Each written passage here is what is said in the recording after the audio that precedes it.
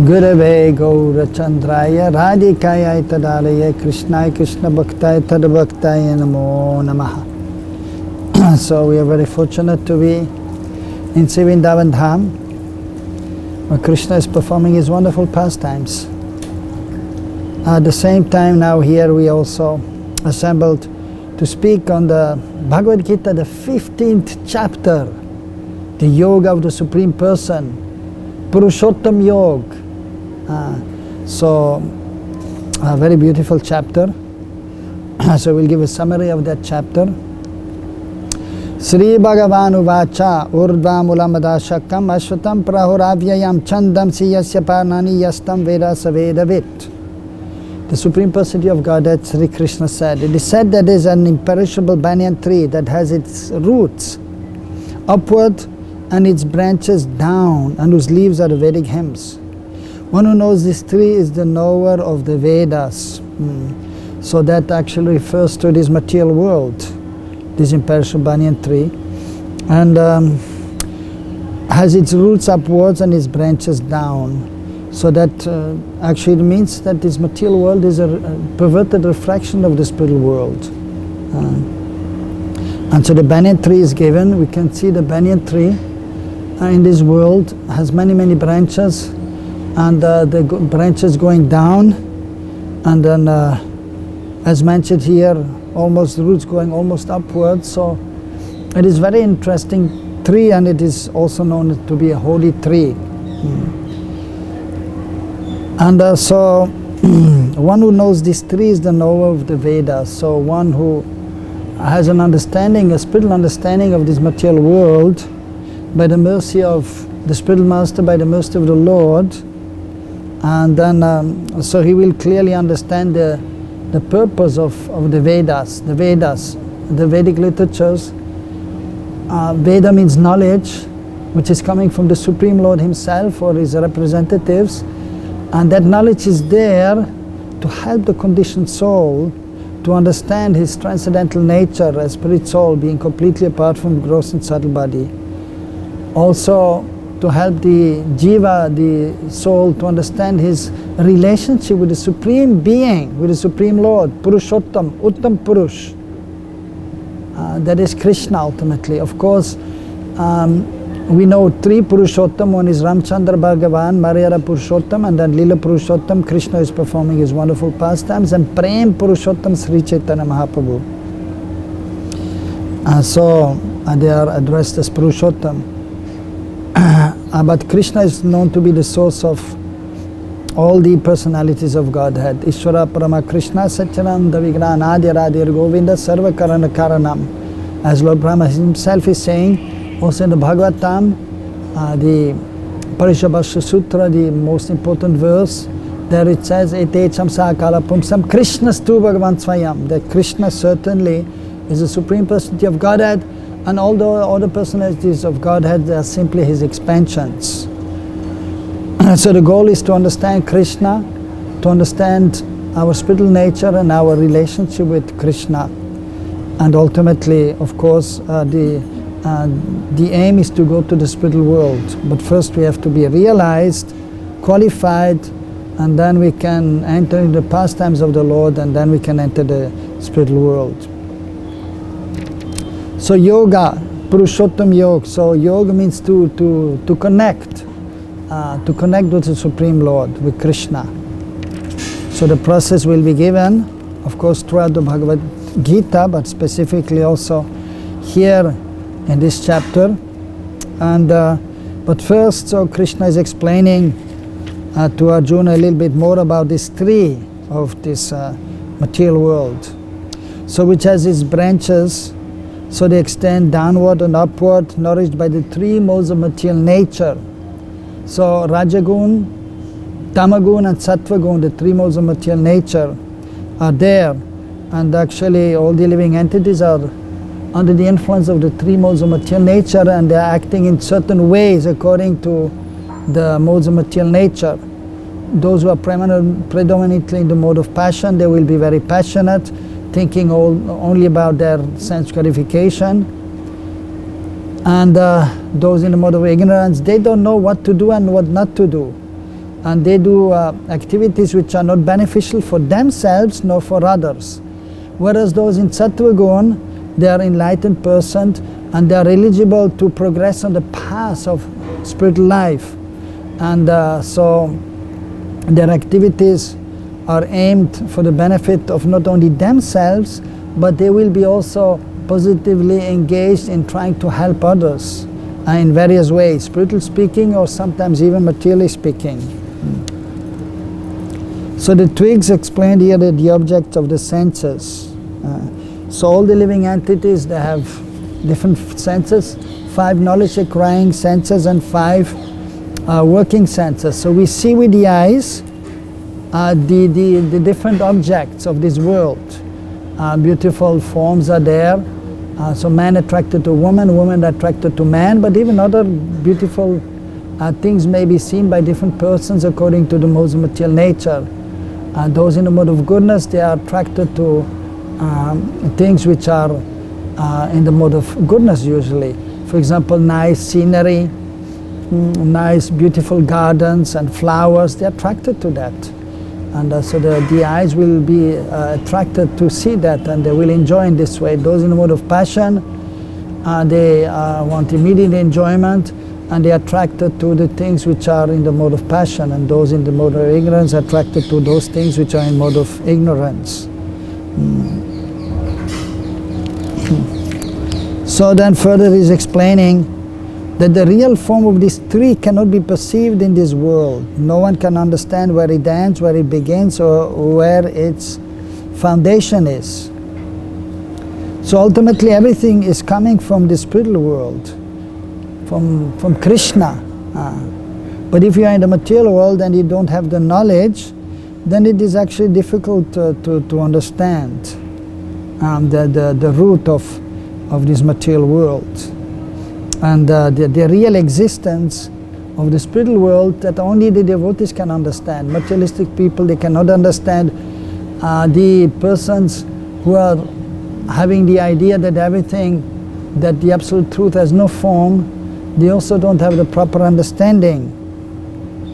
But the devotees, they have the proper understanding by the mercy of the pure devotees and the Lord. And they will understand that the real form is there in the spiritual world. Krishna's form is there, his associates, and there are beautiful trees also, and animals are there, transcendental living entities with Satchidananda Vigraha, eternal forms full of bliss and knowledge. So but this material world, so this material existence, the modes of material nature, attachment to this material world, that we have to actually transcend that. And we have to try to cut, as mentioned here, but with determination one must cut down this strongly rooted tree with a weapon of detachment. So we have to try to become free from this material world, from the modes of material nature, from anything which is in this material world which is not connected to Krishna. So that is possible. Here is mentioned the weapon of detachment, by becoming detached from this world. At the same time, actually we have to become attached to Krishna, and we must have a knowledge of the transcendental existence, and therefore actually sometimes it is said the sword of knowledge, here the weapon of detachment, that is one point, we have to become detached. So jnana and vairagya. But even more important than just being detached from this world is that we must have positive knowledge about the spiritual nature, the transcendental nature of the Supreme Lord and His transcendental abode. And we have to have knowledge of how to be properly engaged, being in this world, in spiritual activities. And then we can really be detached and give up all attachment to this world. So therefore one must seek that place from which, having gone, one never returns, and there surrender to the Supreme Personality of Godhead, from whom everything began and from whom everything has extended since time immemorial. So that is the process. We have to surrender to Krishna. Prapadye, prapanam, atmanivedanam, full surrender to Krishna with the body, words and the mind and oneself. And having taken shelter of Krishna, who is residing in Parampadam, in the supreme abode, in the transcendental abode, then it is possible to give up this material existence. And then he's explaining Nirmana Moha Jitta Sangha Dosha Adhyatma Nitya Vinivritta Kama Dvandvaya Vimukta Sukha Dukkha Samgyai Gacchanta Muda Padam Avyayam Tat. So that is actually now the process of engaging. First one must have knowledge, sambandha gyan, of one's relationship with Krishna, one's present situation and where we want to go to the spiritual world. And then having this knowledge, one should engage in activities by which we can actually practically be free from this material world. We may realize then our transcendental existence and relationship with Krishna. So for that, those who are free from false prestige, illusion and false association, who understand eternal, who are done with material lust, who are freed from the dualities of happiness and distress, and who, unbewildered, know how to surrender unto the Supreme Person, attain to that eternal kingdom. So one must be free from any kind of illusion. So we should be free from false ego, false identification with this material world. With any position, even as a devotee, we must understand that we are the eternal servant of Krishna. With that knowledge, we engage in different activities, being detached. And then we can, by surrendering to Krishna, and then we can attain the transcendental spiritual world. So then there is a description of the spiritual world. That supreme abode of mind, Krishna is saying, is not illuminated by the sun or moon, nor by fire or electricity. Those who reach it never return to this material world. So here in the material world, we need the sun so we can see something. Or in the night time, the full moon is there so we can see. But at night time, if there's no sun nor moon, if the new moon is there, we cannot see anything. But then ultimately by the law's arrangement, then there's also electricity and we may have fire, and in this way we may still see something. We can light a ghee lamp and we may see something. So whereas in the spiritual world, because actually Krishna is the source of everything, is the source of all light. Although there is a transcendental sun and moon, but there is actually just there to assist in the Lord in his pastimes. But actually Krishna's transcendental effulgence is there, which is also known as the Brahma Jyoti, in which the impersonalists want to merge. And that Brahma Jyoti, that is the light emanating from the Supreme Lord, from Krishna, from Krishna's transcendental body. And therefore there is illumination in the transcendental abode. But for the purpose of the pastime, so the sun is there and the moon, and they are assisting in the pastime of serving the Lord.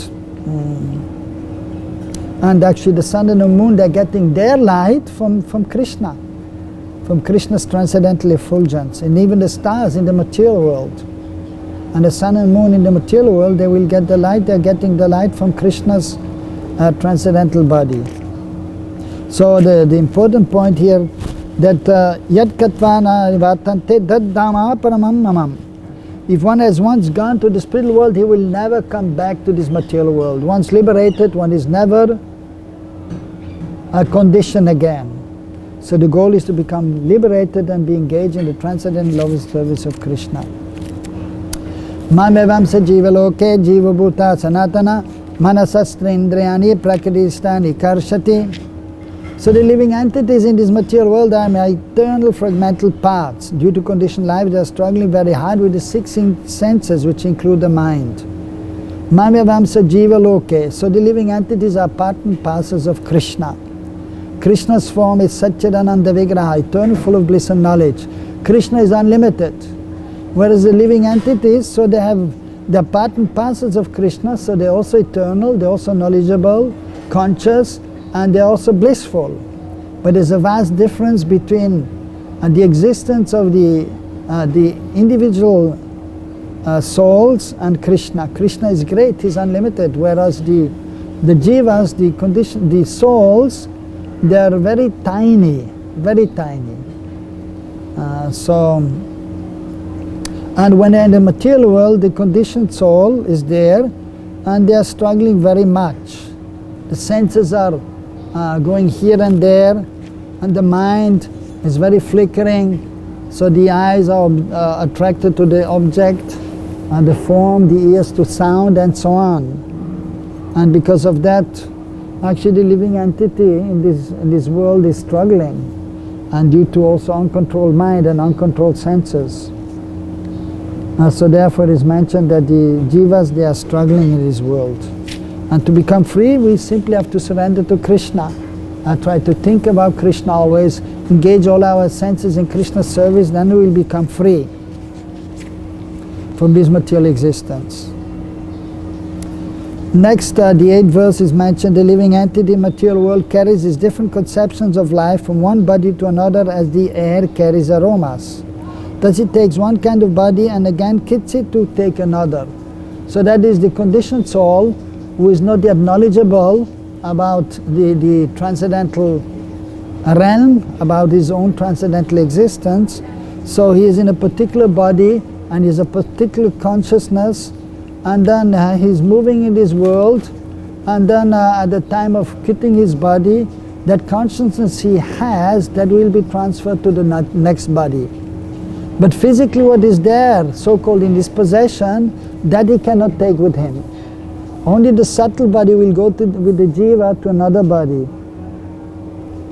Also the example is given just like an aroma which is there in the air. So the air is carrying different aromas from different places to another place, from one place to another place.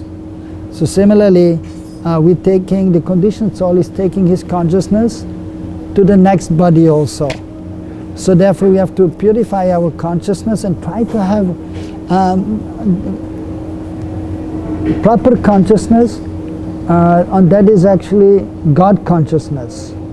And we have to strive to become fully God conscious, and then in the process of trying to always be conscious of Krishna conscious, we have to have a very positive outlook or consciousness in regards of seeing this world, seeing everything related to Krishna everywhere, and dealing properly with all the devotees or even with materialistic persons. Of course, to them we try to help them. In this way we are trying to be helpful, sarva bhute hite rata, not only thinking about our own liberation, but trying to help others to become liberated. So, but the conditioned soul, so is not aware of his actual spiritual nature, and therefore is taking one body after another, and then he has a different type of body, of course, different type of ear and eyes and nose and sense of touch, which is grouped around the mind. And he thus enjoys a particular sense of sense objects, like for example the eagle. So his sense of seeing is very refined. He can be very high in the sky and he can see something on the ground, some little rat or mouse, and then he's coming down and catching that.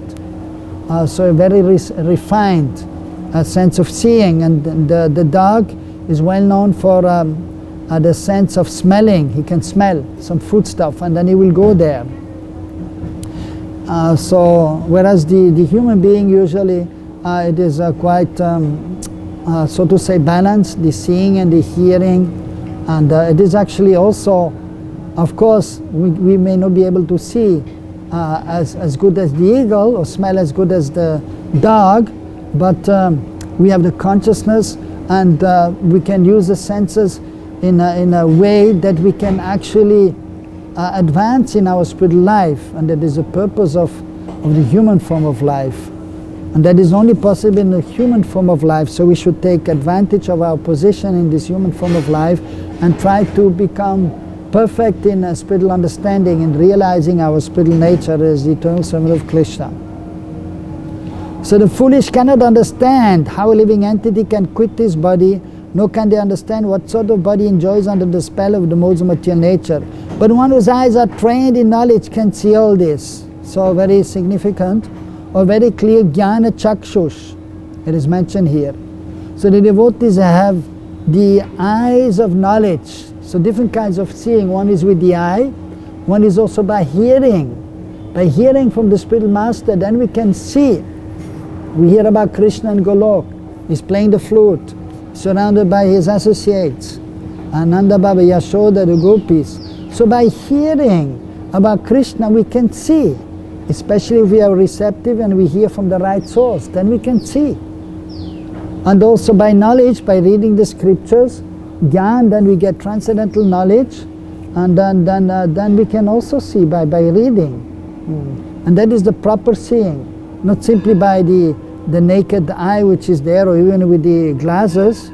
We may have glasses, but that will also not help us to see Krishna. But we have to be in the association with the devotees, and we have to follow the process of devotional service. Then we can properly see. And then we can understand things as they are. And then we can understand also where we are situated and where we will go after giving up the body. And we can understand other personalities, other living entities in the different bodies, or even in the different human form of life. And if they are not knowledgeable, we can understand where they are and where they will go. A person in the material world who is conditioned, who is vimudha, foolish, vimudha. So, and even the saying is, he's eating like a dog. If one is eating like a dog, he will look like a dog and he will become a dog in next life. But those who are in that situation, they will not understand. But the devotees, they will understand. And so the endeavoring transcendentalists who are situated in self-realization can see all this clearly. But those whose minds are not developed and who are not situated in self-realization cannot see what is taking place, though they may try to. So very clear. So we should tamasima jyotirgamaya. We should not remain in darkness, but we should go to the light by associating with the devotees, by reading the scripture, by serving the Lord. The splendor of the sun which dissipates the darkness of this whole world comes from me, and the splendor of the moon and the splendor of fire also from me. So whatever is beautiful in this world, so that is coming from the Lord, and we should see it in this way. So the sun and the moon, so they are beautiful, and that will help us to remember the Lord, because they are giving light, so which is required to see in this material world also. And then we get energy from the sun, and from the moon the vegetables are growing, and the fire we use to do fire sacrifice, we use for cooking. So that is very useful, and so that is actually supplied by the Supreme Lord also for our use in this material world, but we have to properly use it. So the devotees are engaging everything in Krishna Seva, and then they are properly situated. Others, they are not properly situated. They are misusing Krishna's energy. So further on, Krishna is saying, I enter each planet, and by my energy they stay in orbit. I become the moon, and thereby supply the juice of life to all the vegetables. So indirectly everything is coming from Krishna. So the day in this material world, there's a sunrise and a sunset, and that is going on very smoothly. We cannot imitate the perfect workings of this material world, which is Krishna's energy. And so although Krishna is not directly taking care of that, but through Lord Brahma, or then even the external energy is there, then everything is properly in order. So just like a rich person is not directly taking care of the company by seeing that everything is working nicely, the people are turning on the light when they're coming to office and turning it off.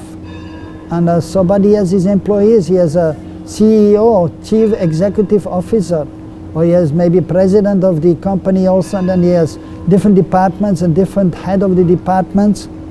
But the owner is usually just sitting in his chair and is relaxed, and he may enjoy also in other ways. So similarly Krishna, everyone is working under Krishna's order, and he is enjoying in the spiritual world in this transcendental loving exchange with his associates. But by Krishna's mercy, everything is happening in the world that we should understand. Then he's saying, I am the fire of digestion in the bodies of all living entities, and I join with the air of life, outgoing and incoming, to digest the 4 kinds of foodstuff. So we can, aham vaishvanara bhutva. So even we cannot even, without the mercy of the Lord, we cannot even digest our food. And the life air are there. Pranavayu, the life air, the different life airs are there. The main one is known as Pranavayu. And so Krishna is Prananath, he is the Lord of our life. He is the Lord of our life airs. So it is even said, and that is recognized by everyone who is a little bit God conscious also, that not even a blade of grass can move without the sanction of the Lord. Sarvasya chaham ridisanivistom atasmiti gyanamapahanam cha. Vidaisya sarve rameva vedyo vedanta krit vedavit eva chaham. And then Krishna is saying, I am seated in everyone's heart, and from me come remembrance, knowledge and forgetfulness. By all the Vedas I am to be known. Indeed I am the compiler of Vedanta, I am the knower of the Vedas. So Krishna is there in our heart and is trying to help us that we can advance in our spiritual life. And he wants us to look towards him, to look inward, and that we depend on Krishna. And then Krishna will give remembrance. So we may want to learn some things, and then Krishna will help us if we are properly situated. And then he will give knowledge. But if we are not surrendered to Krishna, then forgetfulness will be there of Krishna. If one is not wanting to serve Krishna, Krishna is not forcing, and then we cannot remember him, and we will not be successful in our life actually. By all the Vedas, so Veda is there for us to understand the material existence, the spiritual existence, and for us to understand that Krishna is the Supreme Lord. Therefore it is mentioned by all the Vedas I am to be known. And Krishna, through his expanded form of Veda Vyas, he is a compiler of the Vedas and Vedanta, that is Vyasadeva. So the Veda was there, and different personalities or incarnations of the Lord have given knowledge. And then Lord Vyasadeva, he compiled them also and divided in 4, and then he gave the essence of the Vedas, Vedanta Sutra. And then even the Srimad Bhagavatam. So Krishna, of course, he knows everything. So therefore it is mentioned, I am the knower of the Vedas. So Krishna is, everything is coming from him, and the Vedas is coming, and he's the knower, of course, and he's to be known. And then Vavi Mahapurusha Loke Kshara Chakshareva Chakshara Sarvami Bhutani Kutastu Akshara Uchate. The 2 classes of beings, the fallible and infallible. In the material world, every living entity is fallible, and in the spiritual world, every living entity is called infallible. So in the spiritual world, the living entities there, they are known as Nitya Siddha, ever perfect. They are always engaged in the service of the Lord, and they are never falling down to this material world. But then there's a second class of living entities known as Nitya Bada or Anadi Bada. They are since time immemorial, they are conditioned, but also eternal servants of Krishna, but not engaged in the service of Krishna yet. Although by nature the servants of Krishna, but they are there, and then in the Brahma Jyoti and Krishna's body, and then when the material world is manifested, so they come to this world in a conditioned state, and then they are struggling in this material world. But if they meet a pure devotee of the Lord, then they may be understanding their position, and then they can engage in the service of the Lord.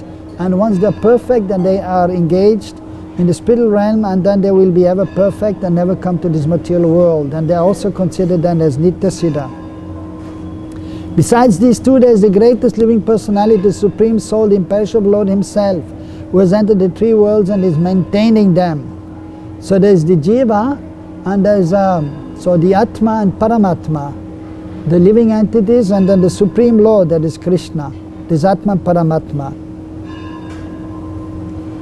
So, and this is the source of everything, and is coming to this world also through his different expansions also, and he himself is coming to attract the living entities to the spiritual realm, to give them knowledge, like Like here in the Bhagavad Gita, the knowledge is given by Krishna himself for the benefit of all the conditioned souls.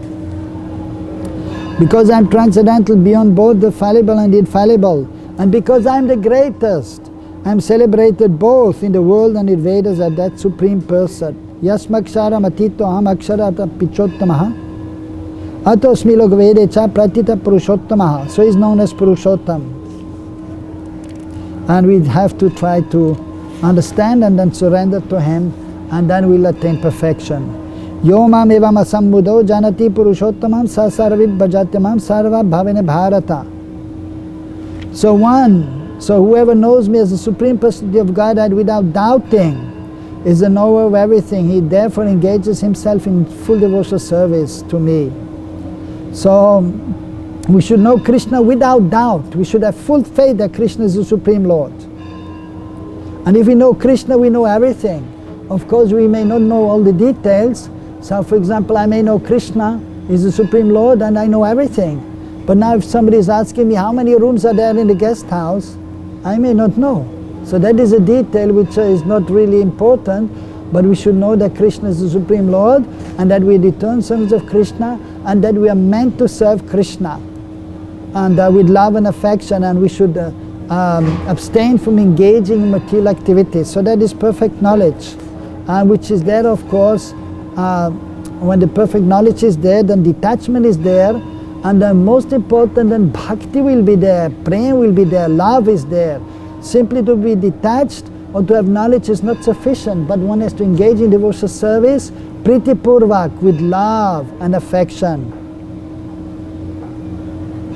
And then one is properly situated and fully engaged in devotional service. So this is the most confidential part of the Vedic scriptures. And it is disclosed now by me, Krishna is saying to Arjuna. Whoever understands this will become wise, and his endeavors will know perfection. So if we understand this knowledge, especially also in this chapter or throughout the Bhagavad Gita, then one is a wise person. And then he will become perfect in all his endeavors and attain the supreme situation of developing pure love for Krishna in realized relationship with Krishna, and then he can enter the pastimes of Krishna wherever he is performing his pastimes in one of the universes, and then he will be liberated, transcendently situated in the transcendental abode of Krishna beyond this material world, and he will never come back to this material world. He may come back though to assist Krishna in his pastimes when there is a need. And that is all achieved by chanting Hare Krishna, Krishna Krishna, Hare Hare, Hare Ram, Ram Ram, Hare Hare. So we should surrender to this process, but especially by chanting the holy names.